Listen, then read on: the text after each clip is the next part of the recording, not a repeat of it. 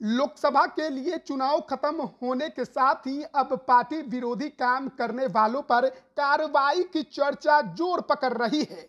एक तरफ सारण से राजद की प्रत्याशी रही रोहिणी आचार्य ने भी अपने सोशल मीडिया पोस्ट पर जहरीले कांटों की कटाई और छटाई की बात कर विश्वासघात और भीतरघात करने वालों पर कार्रवाई का इशारा कर दिया है, तो वहीं दूसरी तरफ जदयू में भी ऐसे चेहरों की पहचान की जा रही है।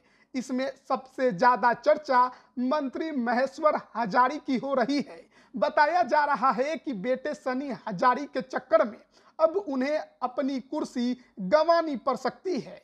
समस्तीपुर में चुनाव प्रचार के दौरान नीतीश कुमार ने खुले मंच से पार्टी विरोधी काम करने वालों को चेतावनी दी थी। उन्होंने महेश्वर हजारी का नाम लिए बिना कहा था कि विधायक लोग इधर उधर नहीं करें, ऐसा करने वालों से वे चुनाव के बाद मुक्ति ले लेंगे। हम एक साथ रहेंगे और काम करते रहेंगे। कोई बाएं दाएं हम लोगों के उम्मीदवार के खिलाफ यहाँ पर गड़बड़ कर रहा है तो चुनाव के बाद उससे मुक्ति ले लेंगे।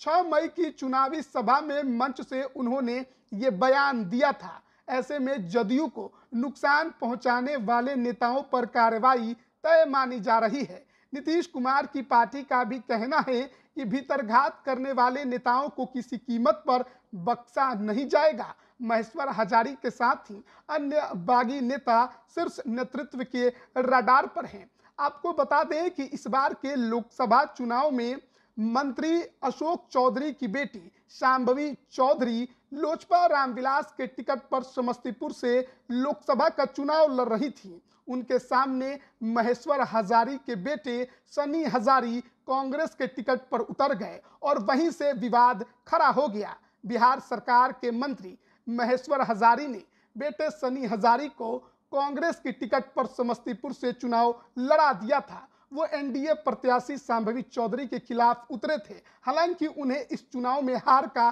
सामना करना पड़ा। चर्चा है कि पर्दे के पीछे से मंत्री महेश्वर हजारी ने अपने बेटे को जिताने के लिए दिन रात मेहनत की। नीतीश कुमार भी उनसे नाराज चल रहे हैं। ऐसे में उनके खिलाफ एक्शन तय माना जा रहा है। जदयू सूत्रों की माने तो महेश्वर हजारी मंत्री पद से बेदखल किए जा सकते हैं और पार्टी से भी निकाले जा सकते हैं। आपको बताएं कि महेश्वर हजारी इसके पहले समस्तीपुर से 2009 में जदयू के टिकट पर लोकसभा के सांसद रह चुके हैं। इसके बाद 2015 में उन्होंने कल्याणपुर विधानसभा चुनाव लड़ा और वहां से जीते। फिर 2020 में भी उन्होंने कल्याणपुर सीट से ही विधानसभा का चुनाव लड़ा और जीतकर विधानसभा पहुंचे। पहले उपाध्यक्ष के कुर्सी पर बैठे थे और अब बिहार सरकार में मंत्री हैं। नीतीश कुमार बख्शेंगे या नहीं बख्शेंगे, इस पर राजनीतिक विश्लेषक प्रवीण बागी बताते हैं कि जब कोई नेता पार्टी विरोधी काम करता है तो पार्टी उसी हिसाब से कार्रवाई करती है। जदयू को यदि लगता है कि महेश्वर हजारी ने पार्टी लाइन से बाहर जाकर काम किया है तो कार्रवाई होगी। समस्तीपुर लोकसभा सीट से महेश्वर हजारी ने अपने बेटे सनी हजारी को लोकसभा चुनाव कांग्रेस के टिकट पर लड़ाया। उनके सामने जदयू की मंत्री अशोक चौधरी की बेटी थी और शांभवी एनडीए की प्रत्याशी थी। ऐसे में जेडीयू कार्रवाई के नतीजे तक जरूर जा सकती है। हालांकि यहां पर एक और बात ध्यान देने वाली है कि महेश्वर हजारी का कद समस्तीपुर में बड़ा है।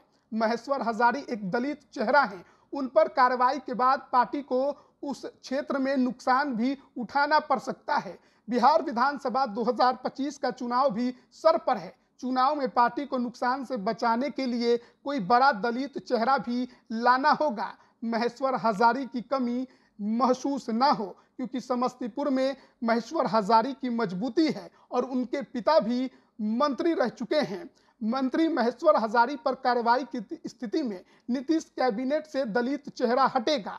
जदयू को इनके स्थान पर एक नया चेहरा सामने लाना होगा। नीतीश कुमार सोशल इंजीनियरिंग के माहिर खिलाड़ी माने जाते हैं। ऐसे में एक नया चेहरा लाना मजबूरी होगी। दलित वोट बैंक नाराज ना हो, इसके लिए यह बेहद जरूरी माना जा रहा है। अब देखना होगा कि मंत्री महेश्वर हजारी पर कब तक कार्रवाई होती है और क्या कार्रवाई होती है।